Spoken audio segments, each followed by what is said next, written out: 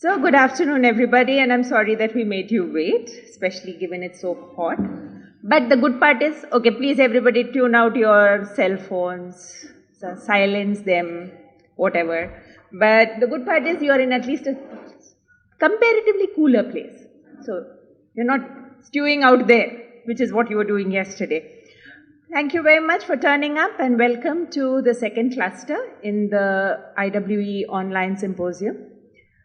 The cluster is titled Modernisms and Sexualities, and today we have Professor Meena Pillai from Kerala with us, and she is going to do both.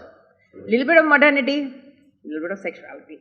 Atul will do the formal introduction and introduce both the speaker as well as the title and so on and so forth. This is just a hello from the IWE Online team. Thank you for coming.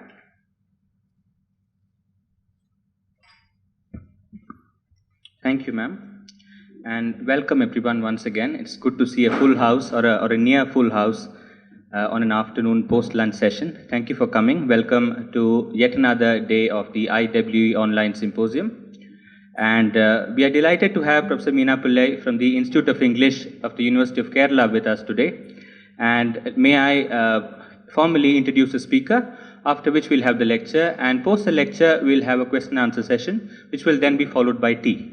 So, Professor Meena T. Pillai is Professor, Institute of English and Director, Center for Cultural Studies, University of Kerala, a Fulbright visiting professor at the University of California at Los Angeles in 2019-20. She was also a doctoral fellow at the Ohio State University, Columbus, a Shastri Fellow at the Mel Hoppenheim School of Cinema at the Concordia University, and a Commonwealth Fellow at the Media Studies Center of the University of Sussex. Her publications include Women in Malayalam Cinema, Naturalizing Gender Hierarchies, published by Odeon Black Swan in 2010, and a chapter in the Routledge Handbook of Indian Cinemas, published in 2013, and Beyond Bollywood, The Cinemas of South India, published by HarperCollins in 2017. She has published widely on gender and cinema, and her essays have been part of books and anthologies by many international publishers, including Sage, the Oxford University Press, Routledge, HarperCollins, Cambridge University Press, and the Economic and Political Weekly, EPW. Her book, Affective Feminisms in Digital India, Intimate Rebels, is forthcoming with Taylor and Francis, London. Her title for today's lecture is The Nation and Its Men, Masculinity, Modernity, and the Body in Indian Writing in English. May I now invite Professor Meena T. Pillai, please. Good afternoon, everybody. Thank you, Anna. Thank you, Atul. Thank you for having me over. I'm a little intimidated by the house. It's a full quorum and it's pretty hot outside. The heat is a little unbearable for me from Kerala because we have, I think, a little bit more pleasant weather than this. I'm happy to see my student Roy here. I'm also a little intimidated by the topic that I have chosen because it does cover a large terrain. So I might not be able to do justice to the entire thing, but I'll be trying to make some kinds of connections between some points. The Nation and Its Men. Masculinity, Modernity, and the Body in Indian Writing in English. Now, Pramod particularly told me that I'm not to look at writings in translation into English, so I've tried to keep it focused. The playing out of the Hegelian master-slave dialectic in histories of colonialism institutes masculinity as a key trope that underscores the conflict between the colonizer and the colonized, foregrounding the perennial struggle for recognition by the other, which is also, I think, a struggle for meaning, thus placing language at the center of this dialectic. How one puts thought into language, especially the language of the colonizer, was a crucial aspect by which a colonized imaginary could reimagine itself. Thus, the post-colonial moment in the history of a colonized nation is a moment marked, I think, by a new awareness about language, an awareness of its intimate relationship with politics, culture, history, as also discourse. This consciousness about the politics of language is what marks a moment or a milieu truly post-colonial in impulse. Interestingly enough, English became a language which, in one sense, helped Indian languages to imagine an alternative modernity, one in which the colonizers' models were not enough and new institutional and structural discourses could be made possible, which would help the process of imagining of India as a new nation. Now, in this context, I would also wish to highlight the alterity that exists between Indian languages and English, where one need not look at them as remorselessly opposed to one another or mutually antagonistic to each other, but with the possibility of a constant and endless dialogue with one another. Now, if you look at the genre of the novel, for example, colonial modernity was a period in which the novel as a genre makes its appearance. However, it is impossible to speak of colonial modernity as being singular and a unique kind of historic experience of which, of the changes of which impacted the different regions of India in a fairly uniform manner. I don't think that's the case. Rather, the post-colonial lens would highlight a keen sense of awareness of alternative modernities existing throughout India. Again, a question that came up in the morning with regard to the representation of the Bharat Mata and how I said that, being far away from the epicenter of those popular imaginaries, how we had alternate ways in which the Bharat Mata was represented. So again, a discussion that came up in Karen's paper. So a keen sense of awareness of alternative modernities existing throughout India that make it possible in both the vernacular and the cosmopolitan idiom of English to interrogate the present in significant ways, probably destabilizing its universalist idioms, historicizing context, and thus pluralizing the very experience of modernity.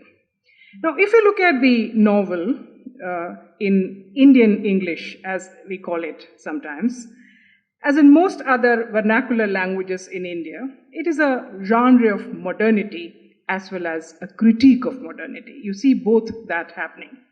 As a nascent discourse of modernity, the novel, it may be considered a mode of literary production whereby the dominant elite under colonial rule could construct their anxieties and aspirations as those of a nation or a region.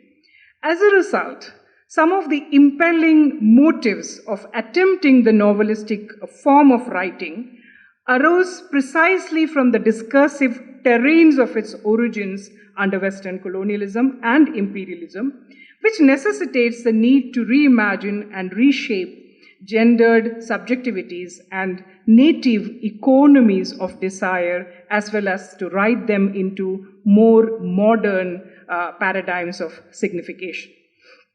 Now, if you look at the rise of the novel, both in English and the vernacular languages in India, they show numerous manifestations of the manner in which modernities across regions herald themselves as transactional modes of writing. Most of them inscribe a conscious sense of disjuncture, which is particularly important, I think, a disjuncture with earlier narratives, as also are deeply frayed by anxieties over representational dilemmas posed precisely by their engagements with new values, modes of thought, and a fast-changing milieu of material relations that transforms both individuals and institutions. Now, what is interesting is that if you have, I'm sure that many of you have read Raj Mohan's Wife, which is believed to be the first Indian English novel. Now, what is interesting about this, about Raj Mohan's Wife, published in 1864 by Bankim Chandra Chattopadhyay, called the first Indian English novel, is that it was born almost a quarter century before many of the vernacular, engagements with the novelistic form or the the genre of the novel started. Say for example, Indulekha in Kerala, in Malayalam.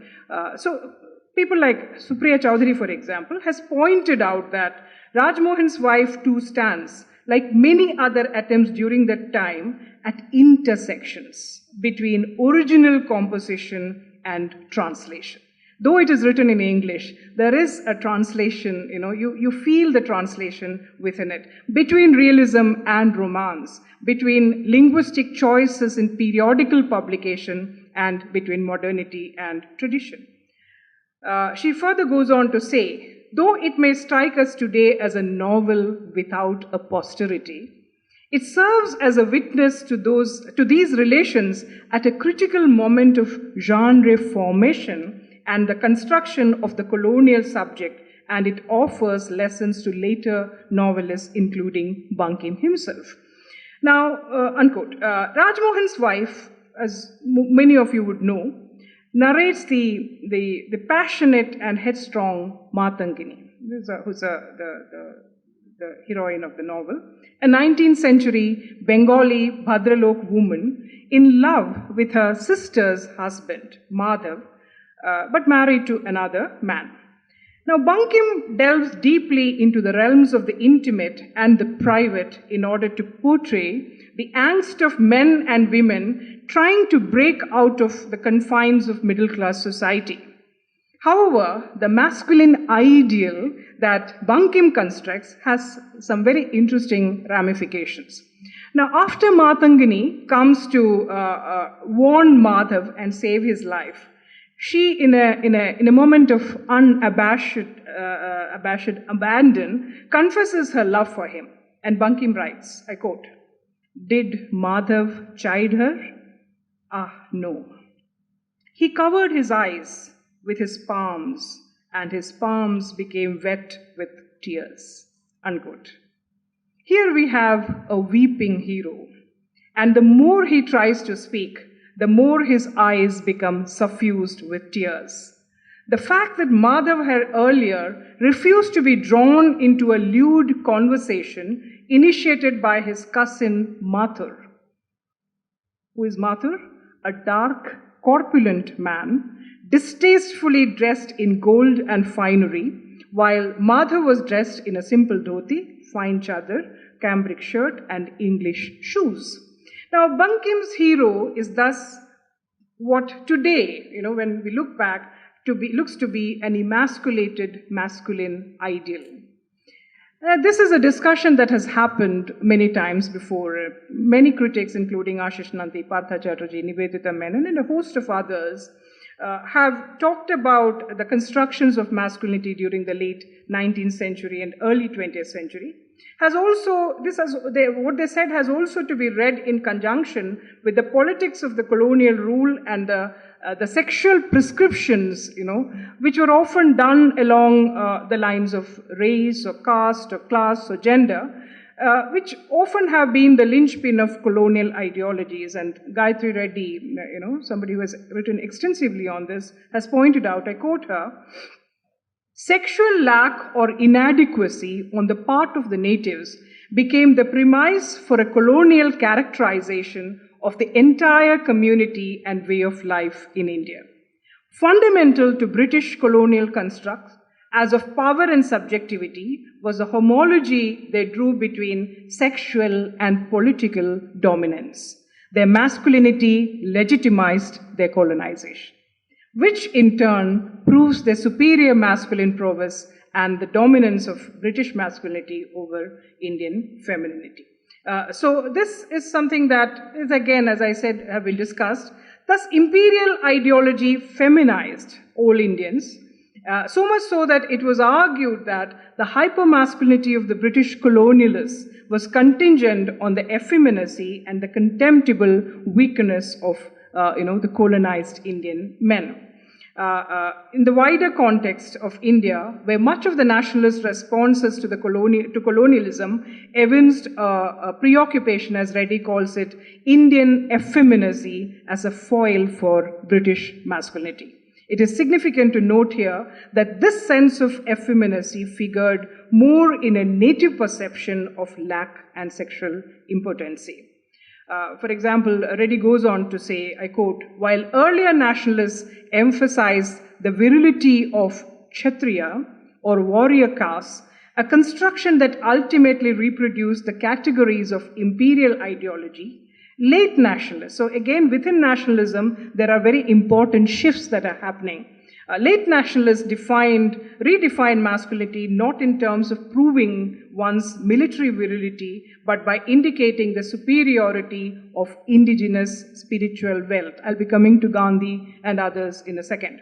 So drawing on the works of figures such as Swami Vivekananda, these later nationalists revisioned masculinity in terms of elevation of Indian spiritual strength as opposed to Western bodily or physical strength, unquote. So Rajmohan's wife, interestingly, dealt with the decay of a feudal Brahminical economy for the rise of a powerful middle class. And if you look at the romance of the English-educated hero, his desire to be part of this private and interiorized social unit of the modern family is something that is very interesting, because they decide to do away with desire because they want to be part of this legitimate institution. So true to the novelistic genre, the protagonist envisaged a space that was highly interiorized. Look at, for example, the spaces where Matangini confronts Madhav and tells him of her own desire. So very individual and private spaces, which were privileged locus for the study of the emergence of modern models of identity, especially in their relation to larger social and economic realities. Now, in this context, one can also assume, to a certain extent, that these novels also mark a watershed moment in the structural transformation of the public sphere that people like Habermas, for example, talks about, illustrating the connections that can be drawn between the changing economic and social systems and the shaping of a nascent and new subjectivities, and the birth of new genres of writing. So the rise of the novel all over the world is believed to have been concomitant with the rise of individualism, something that, again, has been much discussed. And in the context of novels in vernacular societies, this meant, of course, definitely a rupture. A rupture from older modes of thought constructed by the communal and the social, or what was in effect traditional. Now, many critics have pointed out that early Indian novel was concerned centrally with the question of the fashioning of the modern self and new forms of community, and the vernacular novel often attempted a modernization of the individual within the permitted limits of tradition, refashioning a self which would respect tradition and yet valorize the modern. Now, what was very interesting in this transformation from a caste-ridden society to what you call, a more modern kind of a society where men and women were not marked solely by the differences of caste, but also by gender. And gender becomes a very crucial marker of difference amongst individuals. And therefore, you see the resulting preoccupations with the gendered body, located especially in the sanctified bounds of the private sphere. A figure that would become the trope of the modernized individual on whose idealized body could be, effected the compromise between tradition and modernity, which is something that we constantly do even today. We are, even in the morning, we are effecting multiple kinds of compromises on our own body between tradition and modernity. So one can see desire as a strong marker in these novels, which is completely at variance with earlier conjugal arrangements that seemed lacking this marker of love and desire. So there is a privileging, if I can call it that, of a gendered interiority that is indicative of the representation of new kinds of masculinities and new kinds of femininities. You see that in Indulekha, you see that in many of the other vernacular novels, but you also see that in Raj Mohan's wife, that are nevertheless tuned into prevailing social customs and traditions. So that forms the first part of what I was trying to say. But the elementary gendered grammar of India's post-colonial political identity was in some sense greatly influenced by Gandhi and Nehru's autobiographical writing. Writings that gave semantic and ideological codes for the setting out male aspirations to craft the nation-state's gendered and social imaginaries.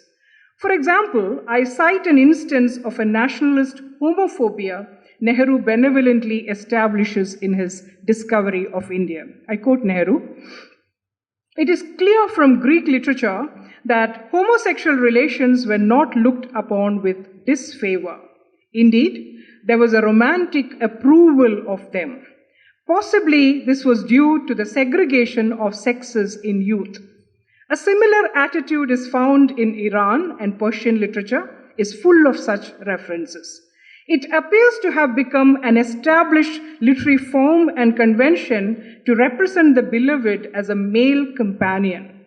There is no such thing in Sanskrit. There is no such thing in Sanskrit literature, and homosexuality was evidently neither approved nor at all common in India." Unquote. Discovery of India. Now, interestingly, he quotes Emerson. It's very interesting to look at the way he brings in Emerson to strengthen his position. And I quote the lines he quotes from Emerson. "In manly hours, we feel that duty is our place. The soul is no traveler, the wise man stays at home.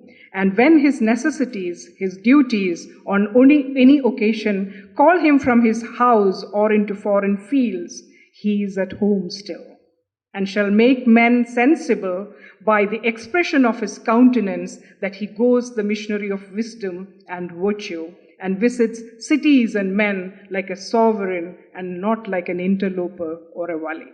Unquote. So look at the way in which, there are multiple examples of this, but I'm just citing one example for want of time. So he sets a moral compass for Indian men. It is also very interesting to ponder over his largely condescending remarks, for example, on Kamala, Kamala Nehru. Look at his writing. I quote, "Except for a little schooling, she had no formal education. Her mind had not gone through the educational process. She came to us as an unsophisticated girl, apparently with hardly any of the complexes which are said to be so common now. She never entirely lost that girlish look, but as she grew into a woman, her eyes acquired a depth and a fire, giving the impression of still pools behind which storms raged. She was not the type of modern girl, with the modern girl's habits and the lack of poise." I don't know what he means by that. "Yet she took easily enough to modern ways. But essentially, she was an Indian girl, and more particularly, a Kashmiri girl, sensitive and proud, childlike and grown up, foolish and wise." You almost have a Bollywood feeling about this, right? Unquote. One can read here an overtly male benevolent sexism woven into the nationalist project that becomes embroiled in patriarchal values, where women were given a new social responsibility not to imitate men, or as Chatterjee calls it, I quote Chatterjee, Patha Chatterjee, "to maintain the cohesiveness of family life and solidarity with the kin group." In the morning also, questions regarding kinship came up. Kin group to which men could not now devote much attention, unquote. For example, look at Nehru again in the Discovery of India, reminiscing about Kamala from the prison. "Most of us menfolk were in prison, and then a remarkable thing happened. Our women came to the front and took charge of the struggle. Women had always been there, of course, but now there was an avalanche of them, which took not only the British government, but their own menfolk by surprise. Here were these women of the upper or middle classes, leading sheltered lives in their homes, peasant women, working class women, rich women, pouring out in their tens of thousands in defiance of government order and police lathi. It was not only the display of courage and daring, but what was even more surprising was the organizational power they showed. Never can I forget the thrill that came to us in Naini prison when news of this reached us. The enormous pride in the women of India that filled us. We could hardly talk about all this among ourselves, for our hearts were full and our eyes were dim with tears. Unquote. So again, another weeping hero. So one can see how the task of female emancipation was tied up with the goal of sovereign nationhood, thus resulting in a nationalism that was able to bind its women to a new and yet entirely legitimate modes of subordination. The disappearance of the women's question from the political domain by the end of the 19th century, you must have discussed that in your classes, was, according to Chatterjee, the result of nationalism's refusal to make the women's question an issue of political negotiation with the colonial state. Now, if you look at Gandhi's and Nehru's writing, as also the literatures in English deeply inspired by them, which invoke Gandhi as a trope very often, whether it be Raja Rao's Kantapura or Mulk Raj Anand's The Untouchable or R.K. Narayan's Waiting for the Mahatma or Kamala Markandeya's Nectar in a Sieve or Bombay Tiger for that matter, all of them foreground the ideations of a new Indian male, morally groomed, self-disciplined, and committed to take over the new civic and social responsibilities and duties that are required of male subjects in the nation's formative years. Ashish Nandi, for example, has commented on Gandhi's strategy of critiquing the elevation of male sexuality and attempts at equating authentic Indianness with notions of hypermasculinity. Gandhi had always been a vehement critic of that, pointing out that his attempts were to draw from, Nandi says that his attempts were to draw from the ascetic traditions of India to transcend the man-woman dichotomy. The transformation of Railway Raju, remember which text? The guide. The transformation of Railway Raju into the sadhu in R.K. Lakshman's The Guide, his ritualistic penance, no matter how unwanted or forced, as also the abstract possibility of rain that he could usher into a parched land, a metaphoric of the Gandhian quest for Satya, a Satyagraha, an Agraha for Satya, of the emergent male subject in a new nation who could induce a crisis of confidence in the maya or illusion of the imperial masculinity spectacles. One can situate these ideations in the framework of the colonial debates around masculinity that are girded into many of these nationalist debates of the period. For example, Nehru says of sati, I quote, "This sati, or the immolation of women on the funeral pyre of their husbands, was never widespread. But rare instances continue to occur among the upper classes. Probably the practice was brought to India originally by the Saito Tartars, among whom the custom prevailed of vassals and liegemen killing themselves on the death of their lord. In early Sanskrit literature, the sati custom is completely denounced." Again, Nehru in Discovery of India. So the image of women burning on the husband's pyre signaled a crisis in the way nationalist reformers and writers imagined and articulated their own sense of masculinity vis-a-vis the idea of women's emancipation in India. The stylization of women, for example, the picture Nehru creates of Kamala, the aesthetic forms and themes that he uses for it reveal a rather perfunctory investment in the women's question in India, offering a vision of women's emancipation that emphasized middle class and secular notions of women's respectability, domesticity, and labor. The genre of the autobiographical writing in English, especially as wielded by Jawaharlal Nehru and Gandhi, have important points to be considered regarding the shaping of masculinity as also the shaping of the male body. Think of Nehru's image in what is now called the Nehru jacket, right? The Nehru jacket, impeccably stitched in khadi, close-fitted, knee-length, close-necked, replete with a rose in the buttonhole, and worn over a tight, tight-fitting chudidar or trousers, is a style icon, in a sense that exemplifies a disciplined and modern self-fashioning and sartorial politics. One that I feel also spills into his writings. It's very interesting to think about it that way. In a certain sense, it also offsets Gandhi's sartorial frugality. The famous loincloth and the stick, I don't have to talk about it. Both, in a sense, are involved in the process of shaping a male body that stands in opposition to the colonial attempts to paint Indian men as emasculated, while simultaneously putting down the nationalist leadership. Moreover, I think they also enter into a dialogic negotiation with the prospective post-colonial India of the future, where male bodies need to be chiseled and harnessed, their pre-modern anarchy fashioned to suit the moral exigencies of a new nation. Thus, the micro-narratives of masculine modernities are woven in and constitute the meta-narratives of the nation. Jawaharlal Nehru, as one of the shapers of India's post-colonial destiny, had a great role to play in firming up India's gender history in the latter half of the 20th century.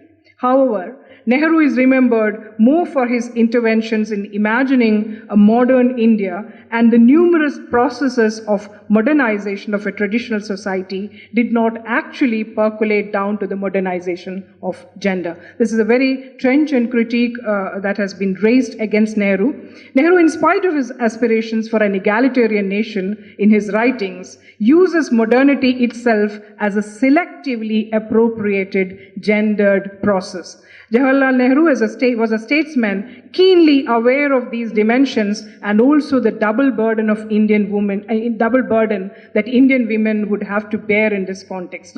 In 1958, 11 years after India's independence, he made the following observation. I quote, it's in his writing, it is more important if there can be any comparison for the women of a nation to be educated than its men. I say it by way of emphasizing the mothers and daughters and sisters of a nation. One of the truest measures of the advancement of a nation is the status of its women. For out of women comes the new generation, and it is from their lips and from their laps that it begins to learn. Political revolution is important, and economic revolution is still more important, but the most important of all is the social revolution in the people. It is in the measures that social revolution succeeds that it provides the basis of the economic stability of a nation. Women play the most important part in this social revolution. But after having written this, Nehru's own dreams were swamped by the dominant ideological preoccupations of a patriarchal society in which he was trying to bring change. And probably, I think, the Nehruvian rhetoric or his writing did not always translate into actions and policies. It is to be noted that the pre-independence Nehru gives clear indications to the rather unconventional and iconoclastic approach to the women's question that was to follow after independence. His response to the issue, for example, of segregating the prostitutes in Allahabad, I'm sorry to be using the word, but that is the word in the discussions, in 1925, where he says, the men who perpetuate prostitution and makes it into a thriving trade would also have to be segregated. And this shows a very radical mind. However, post-independence, this did not materialize into policies. Veena Mazumdar, for example, has pointed out that, that in her attempts in the last quarter of a century to unravel, I quote her, to unravel the complex relationship between the process of nation building and changes in women's status, has driven me to the conclusion that Jawaharlal Nehru, along with most other Indian nationalists of the right, left or center, men or women, never understood the political significance of gender equality in India's nation-building process. Had he done so, his determination after independence to give first priority to the security and stability of India would have extended to include at least a study of the role of women's status in the national integration, let alone the economic. For want of time, I'm not going into the details of what she's saying, but it's very interesting to look at her critique of Nehru. Instead, she says, he participated and in some ways initiated the process that allowed the women's question to disappear from the public and political arena post-independence. Now, in contrast to Gandhi and Nehru, what I'm going to take up today is Aurobindo. Aurobindo, whom I did not study enough when I was in college like you. I think I should have given more careful attention to Aurobindo. Aurobindo Ghosh is a key figure to understanding the politics of a virile Hindu masculinity that many revolutionaries wanted the emergent nation to encode.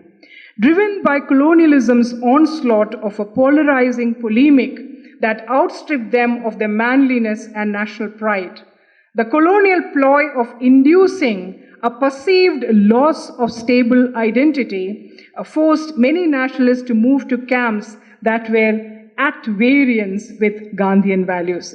Everybody did not endorse Gandhian values, aspiring for a more hegemonic male gender order with public adulation of military values.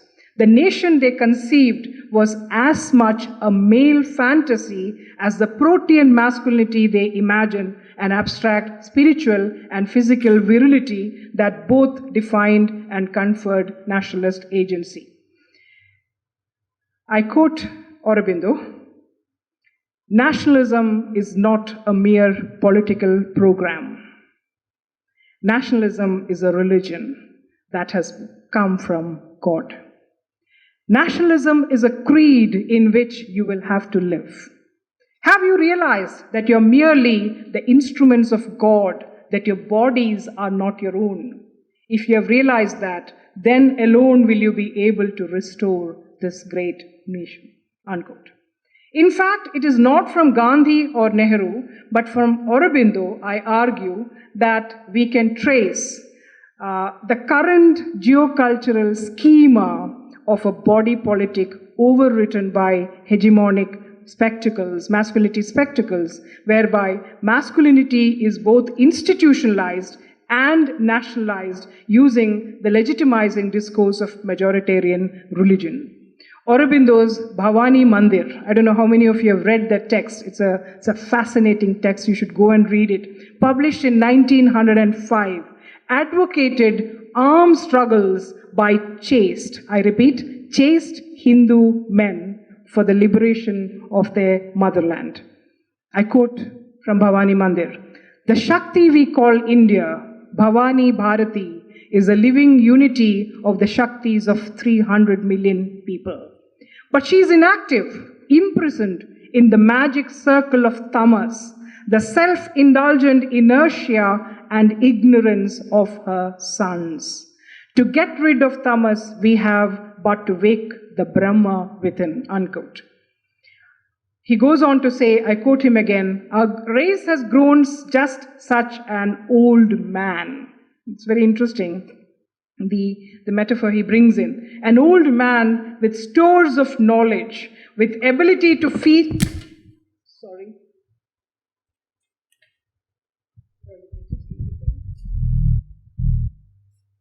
Sorry about that.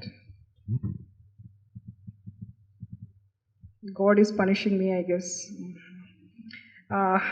with stores of knowledge, with ability to feel and desire, but paralyzed by simple sluggishness, senile timidity, senile feebleness. If India is to survive, she must be made young again.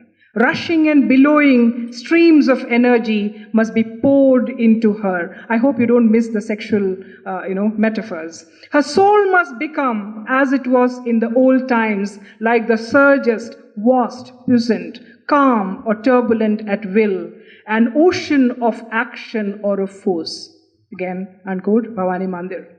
Moreover, its military nationalism, premised on hegemonic masculinity, unabashedly exhorts a liaison with the upper classes, which is something I found, it was an eye-opener when I went back and reread Bhavani Mandir. He says that its nationalism is something that has to be, that you ought to, draw connections with the upper classes, as it is detailed in the appendix, which prescribes the rules of the new order of sannyasins to work under 4 heads. And what are these 4 heads? Work for the people, number 1. Work for the middle classes, number 2. Number 3, work for the wealthy classes. And number 4, general work for the country, where the wealthy would hold a kind of trusteeship. Have I shocked you? Yeah, I'm happy. So, Bhavani Mandir concludes with a message from the Divine Mother, I quote, "Then, if you ask why we should erect a temple to Bhavani the Mother, hear her answer." And the goddess speaks, "Because I have commanded it, and because by making a center for the future religion, you will be furthering the immediate will of the eternal and storing up merit which will make you strong in this life and great in another. You will be helping to create a nation, to consolidate an age, to Aryanize a world." I repeat, you will be helping to create a nation, to consolidate an age, to Aryanize a world, and that nation is your own. That age is the age of yourselves and your children, and the world is no fragment of land bounded by seas and hills, but the whole earth with her teeming millions. Unquote.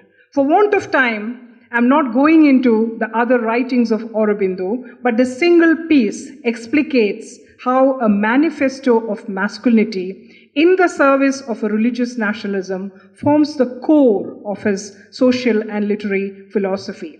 Aurobindo writes, I quote him, "In education, in religion, in society, in industry, everywhere and in everything, our efforts are weak and vacillating, and although our beginnings are mighty, they have neither sequel nor fruit." He just cannot put up with the effeminacy and the weakness of Indian men. And he continues, I quote, "Haven't we here knowledge enough, shastras enough, accumulated during countless ages, but lacking the ignition of Shakti?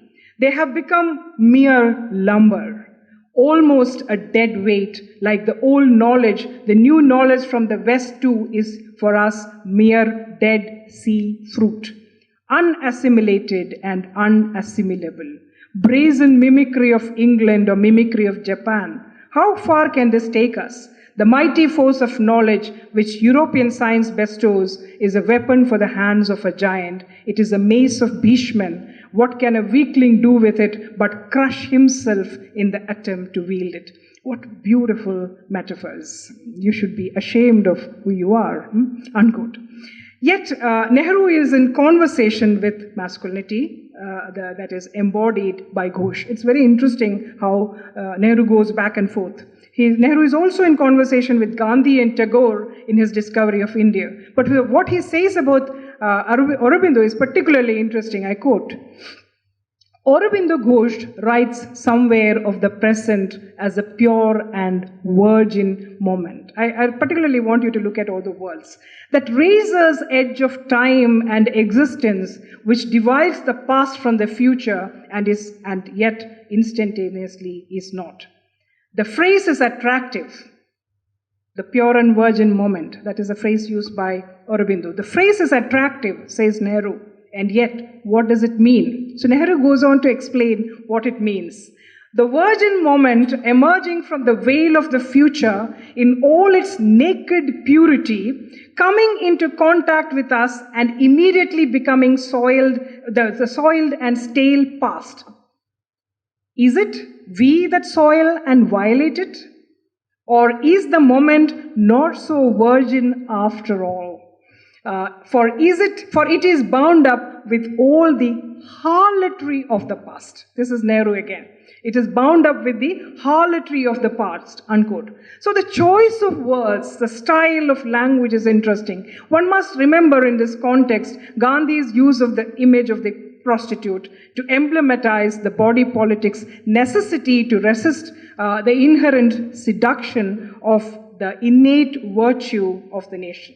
However, what is common to Gandhi, to Nehru, to Aurobindo and Tagore's writing is the idea that the strength of the emergent post-colonial nation was contingent upon the grooming of its men, whether this be according to the spiritual and moral exigencies of the nationalist imperative mapped on the ascetic androgynous body, or through the aesthetic stylization of a fashionable modern body that challenged colonial representations, or the body transformed to revolutionary heights through religious militarization. So you see how there are the setting up of conflicting standards of masculinity underlying the organization and imagining of the post-colonial Indian male.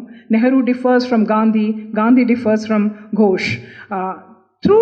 Though Rabindranath Tagore vehemently denied the connection Aurobindo's imagined male icon is highly evocative, the connection that Aurobindo's imagined male icon is highly evocative of Sandeep in Tagore's Home and the World, Ghare Baire. Tagore said no, there is no connection. But, interestingly, it is a character, he's a character whose military and exclusionary nationalism, aggression and material lust was a foil to the call for non-violence during the Swadeshi movement, and something that was very obviously disdained by Tagore, in all his writings. Rini Bhattacharya, this is again a very fascinating article I came across. Rini Bhattacharya sums it brilliantly in her analysis of Aurobindo's writing when she says, I quote, "While Bankim's Sanadans were unwilling participators in a violent struggle to liberate their homeland, Aurobindo's prospective followers were invited to engage in preemptive aggression. In its overt sponsorship of violence sanctioned by religiosity, Bhavani Mandir anticipated the chauvinistic Hindu nationalism of the most virulent kind." What would be the epistemological identity of the religious spirit that a group of brahmachari sannyasis at the service of Bhavani would create and propagate? What would be the position of the people with their uneducated intelligence and women or other religious communities, neither of whom even figure in Aurobindo's manifesto? In the new ideal, if in a country as demographically diverse as India, the one great ideal that would unite all classes is nationalism, what single religious spirit would be designated to guide it? I recommend that you read this fascinating article by her, The Bhagavad Gita Pistol and the Lone Bhadralok by Rini Bhattacharya. So it is interesting to see in this tone and in the tone and tenor of Aurobindo, resurface, that the tone and tenor of Aurobindo resurface in popular strains of Indian writing in English in the new millennium. So I'm almost skipping 60 to 70 years of history, pardon me for that. The jump from Aurobindo to the likes of Amish Tripathi might be an unpardonable instance of academic excess, but I don't have a choice, I don't have the time. But I nevertheless attempt it in order to chart the trajectories of certain kinds of literary discourses by Anglophone Indian writers that meld hegemonic masculinity, majoritarian religious aspirations, and national imaginaries. For example, Manisha Basu has argued that during this time, the new millennium, the Indo-English novel has reversed its prior fate and quite decisively entered a field of national popular forms.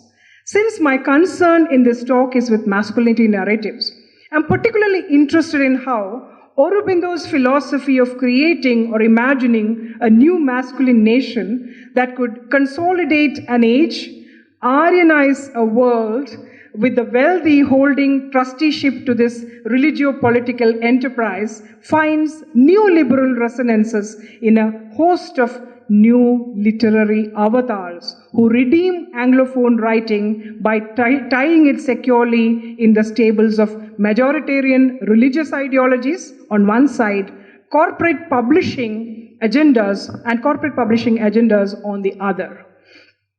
When Chetan Bhagat is called, many of you have a snigger, please don't, it's serious. When Chetan Bhagat is called the biggest selling writer in English you have never heard of.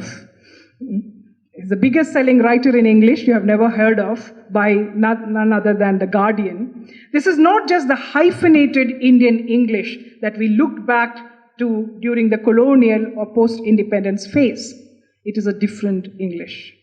It's an English that articulates the identities and aspirations of a vast and teeming Indian middle class. In the age of multinational capital and transnational flows of goods and desires. It is also an English that imagines the nation in a manner conducive enough to place it as an eminently saleable commodity in a global literary marketplace, catering to a booming alterity industry. So the playing fields have changed entirely. That is the point I'm trying to make. And English is no longer the language of the colonizer, it is a language of the market. The language of the corporate nation, whose imaginaries are slogan-driven, brand India, seeking global attention as an investment destination.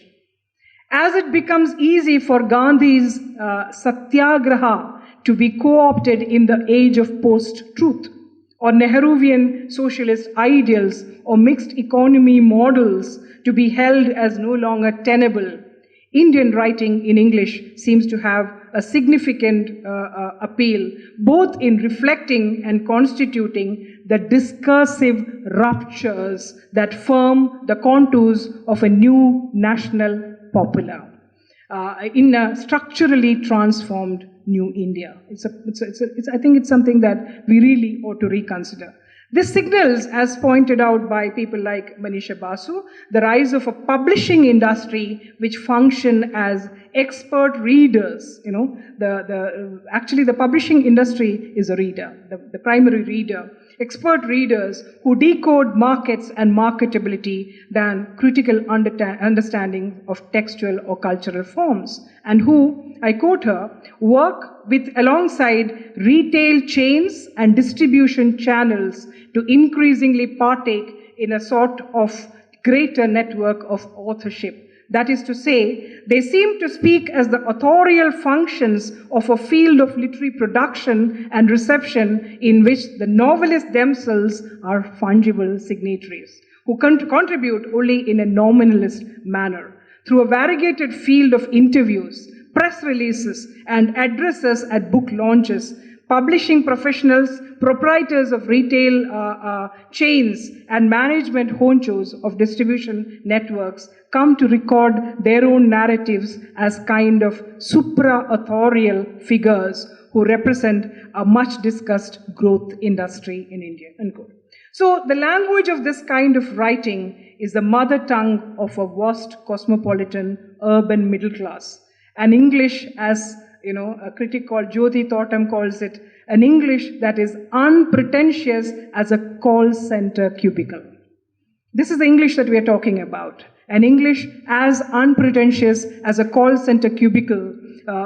This is a reference to, of course, Chetan Bhagat's One Night at a Call Center, with Bhagat himself claiming that his English is a common language of the people. It's not, the colonizer's language, it's a common language of the people. Now, Basu affirms that this is a language of privilege gone native. People have started walking out. Have I crossed the limit? Okay, Meenakshi. Tell me when I should stop. I get carried away. I just want to put in this quote. I quote Basu. A national prose narrated, produced, and distributed in national space for national readers who, uncoupled from the distinctiveness of their regional public cultures, have, I think this is a very important sentence for me, who, uncoupled from the distinctiveness of their regional public cultures, have for the first time since independence come into their own as an unfractured whole. What was not achieved through the engineering of Hindi as the putative national tongue of the young republic is therefore now appearing on the horizon. Pace the global feasibility of a call center-based Indian English, unquote.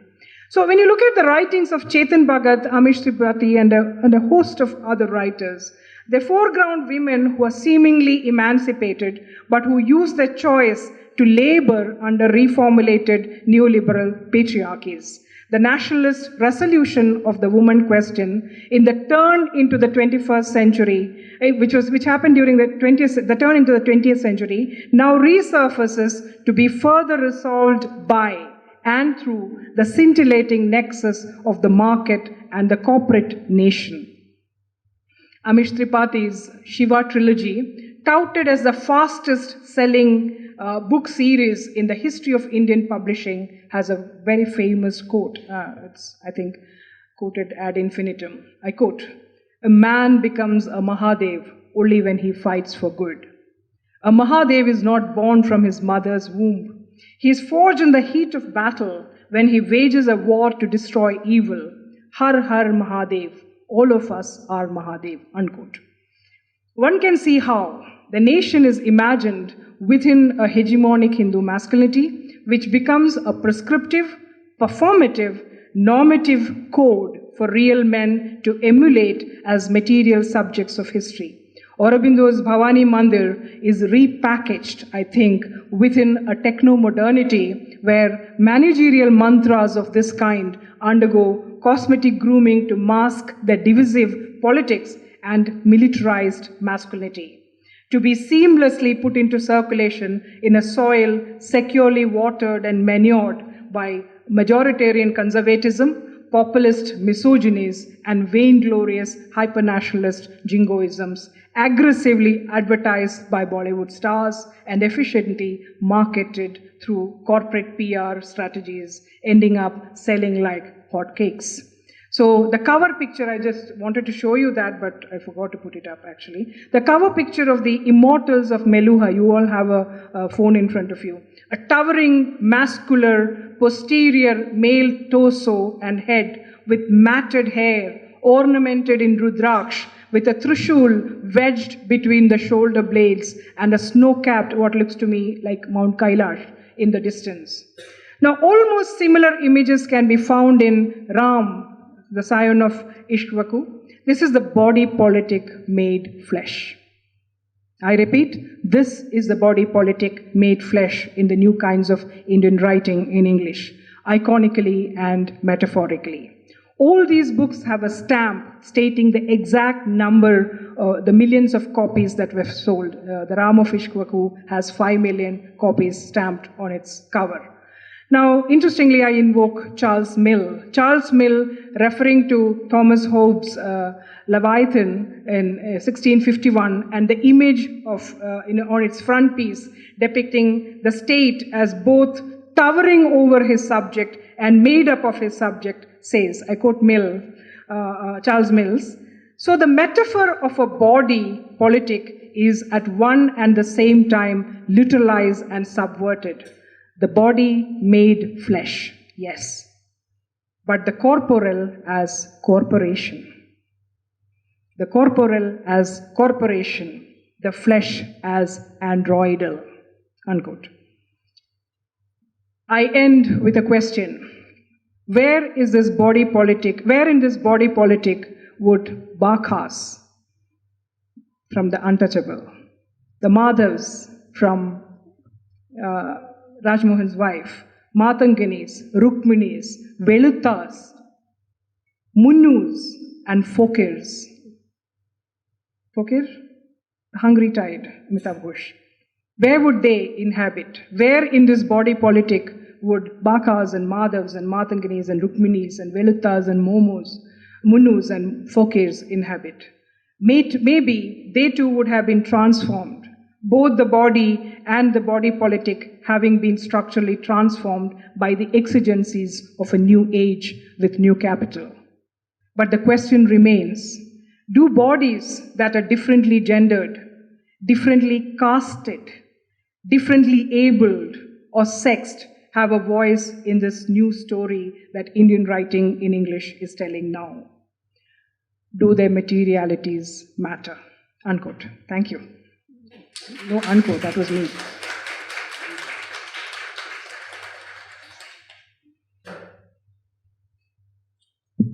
Thank you, Professor Pillai. And would you take questions from the audience? Sure. I don't have any answers. I don't mind to. The floor is now open to questions. You may raise your hands.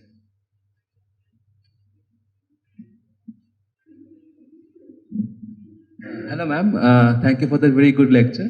I was just, my attention was caught by that particular Guardian quote that you said about how they are categorizing these novels and these writers to be the voice of New India per se. I was thinking whether it is really true, because would you say that these kind of writers who are writing, I'm not going to be a snob and say bad or good, anyway, that's there, but these kind of novels, would you call them really the voice of the authentic voice of a country? Because as much as they might be the best selling or the fastest selling books, right, they don't really capture the multitudes of people that you at the end said, right? So I was feeling whether it's a fault of an organization like Guardian or the Western authoritative, papers and prizes we look forward to, whether they are, implicit in, rather ironically making them the voice of a country like India, whether it is there. Thank you. What's your name? I'm sort of. I think my lecture has completely missed its mark, because that was precisely what I was trying to say, that they don't represent the voice. They are not, they don't constitute an organic India. They are part of the voice of a vast and burgeoning middle class, and with the middle class aspirations, and the Bakas and Munus will not find a voice in them. That's precisely the point that I was trying to make. But then the Guardian said this is an English of vast millions of people, which is in a sense true. This is the mother tongue of vast populaces, which is true, but it is also true that that does not necessarily reflect the multifarious, multiplicitous India that we are talking about.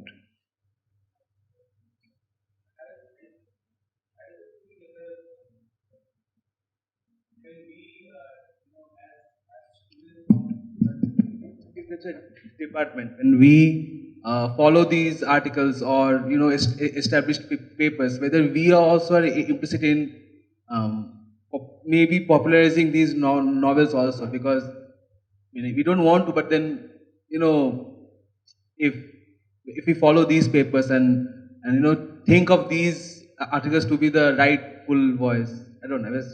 They're not the rightful voice. For example, if a student of mine did a PhD in all these writers, Amish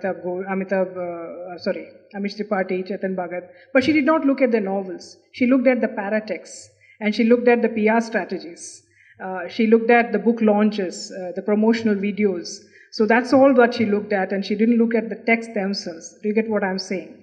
So there is an entire marketing strategy that sells them and places them in a global commodity, field.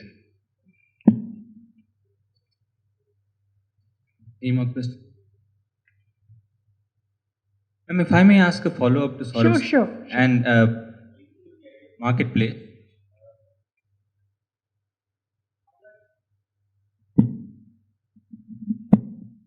It'd be interesting to think of English itself, English in India, as of the marketplace from the very beginning. As in, when English first came into India, from the outposts of the East India Company, like those in Surat or in Masulipatnam in modern day Andhra Pradesh, weren't they primarily languages, as in a language used for trade, for commerce, and selling authors like Amish or Chetan Bhagat, and their novels, millions of copies, perhaps because of that, which sort of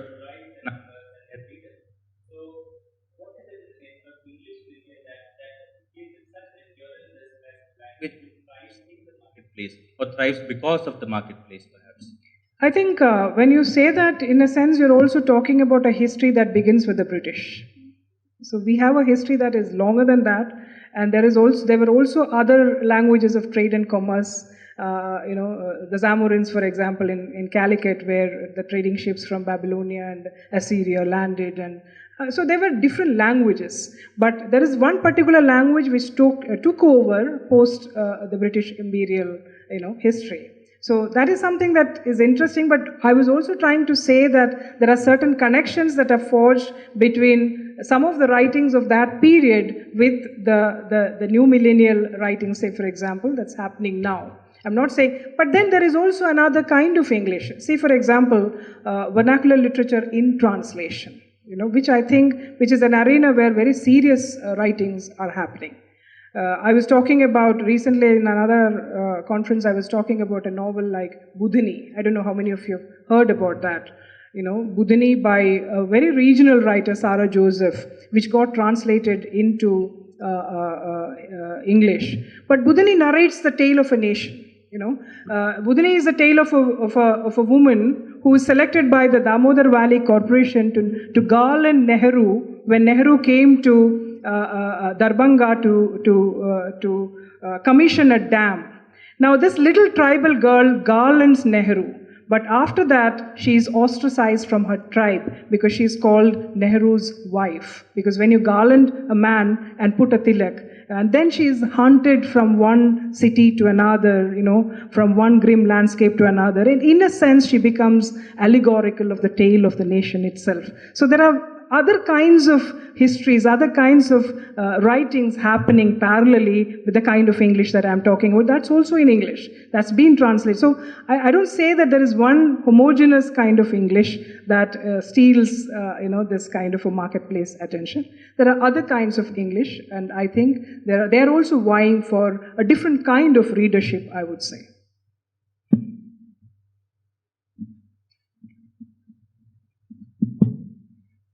I was thinking...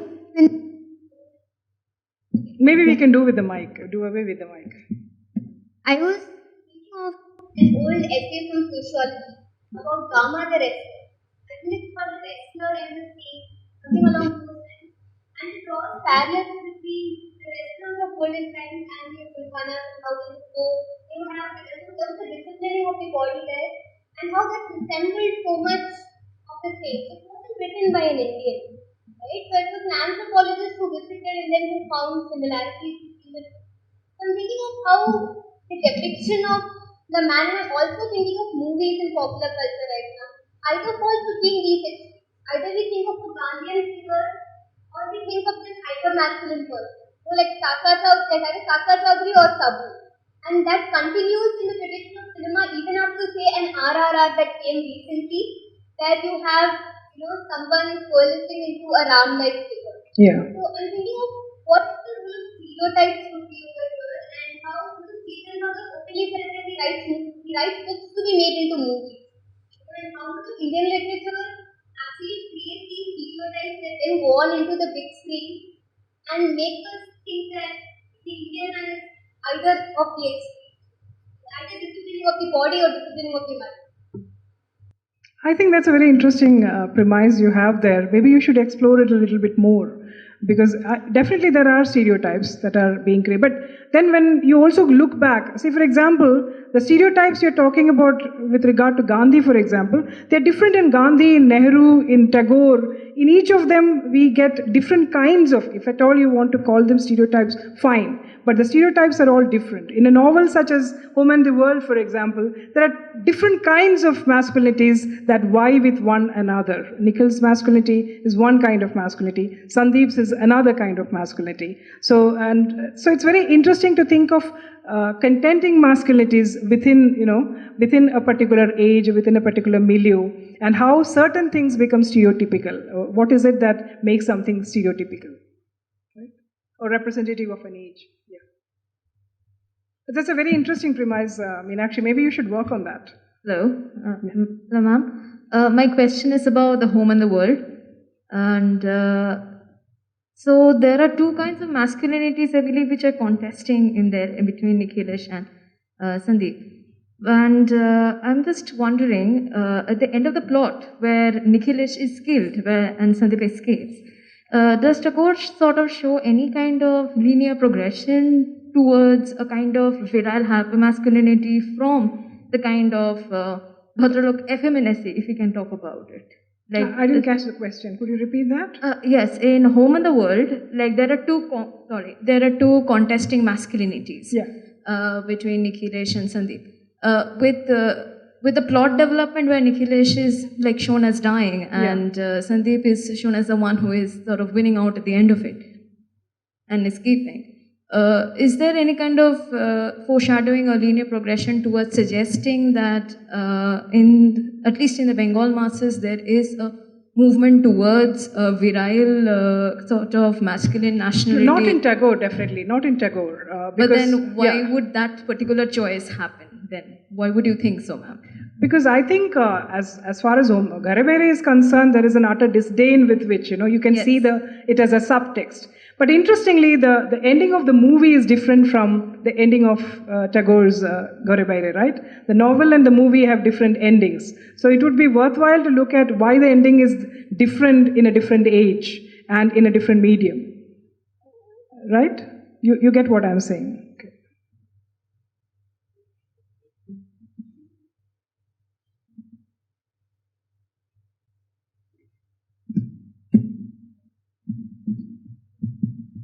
Thank you for the lecture, ma'am. So since we had talked about these differing sort of these bodies of, depicting or sort of embodying different kinds of masculinity. So I was thinking about a figure like Modi, for example, wherein we have this very ultra-masculine, this almost militant kind of masculinity, but there is also the almost simultaneous appropriation or the sort of embodying of other masculinities as well. So he would pose as a Gandhi and with the charkha, and would adopt these sartorial sort of garbs akin to Nehru, and sort of at the time of Bengal elections would have a look similar to, say, Tagore, which there were many comparisons. What is the intention of the question? To get Anna and Pramod into a soup? Or no, definitely not that. But just to sort of theorize upon this sort of, sort of this almost clay-like masculinity, which of course has a separate core, definitely, but also adapts, let's just say. It's very interesting you ask that question, because is it only Modi? Most of the leaders, really interesting political leaders, they have a masculinity myth that is attached to them, right? We have our own brands in Kerala, for example. There are very interesting ways of describing them. Go to some of those, the language games that are played with the kind of bodies that they inhabit. So I think it's something that is very popular. It's a national popular imaginary that is operative there, that men or women want that kind of, that myth of power, that hegemonic masculinity is something that commands. So is it, I would not say that it is entirely up to the leaders themselves. It is also, again, PR strategies. It is also about political parties maybe, foregrounding certain aspects, as also the people themselves lapping up something that they want to believe in or something that they want to hold on to. So it's not just one leader or the other. I think all around you see this kind of, what is this fascination for dictators? Why are we fascinated by dictators? It's a very pertinent question. Why do we like hegemonic masculinity in our movies Why do women watch hegemonic masculinity spectacles in movies? What is the kind of spectatorial pleasure that they derive from that? So these are, I think, very serious questions that we need to engage with, at a deeper level.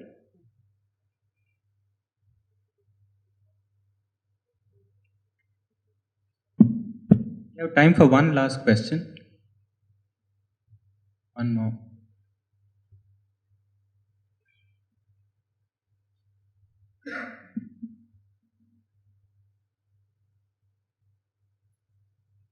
I think they have run out of questions. Let's.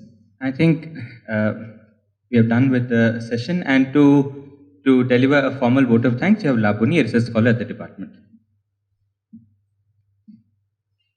On behalf of the department, I would like to thank Professor Pillai for such an enriching lecture in which we discussed the trajectory of discussing masculinities from the colonial times, right from discussing the perceived effeminacy of native Indians to contesting masculinities between the Nehruvian, Gandhian notion and the hypermasculinity associated with religion in Aurobindo Ghosh's works. And then we also discussed how it percolates to contemporary discourse on masculinity in Indian writing in English. And I thank ma'am for such a beautiful discussion. I thank all faculty members for coming here, and thank the volunteers who have helped out. And I also thank everybody else who has come for the post-lunch session. It is a packed audience. Thank you very much.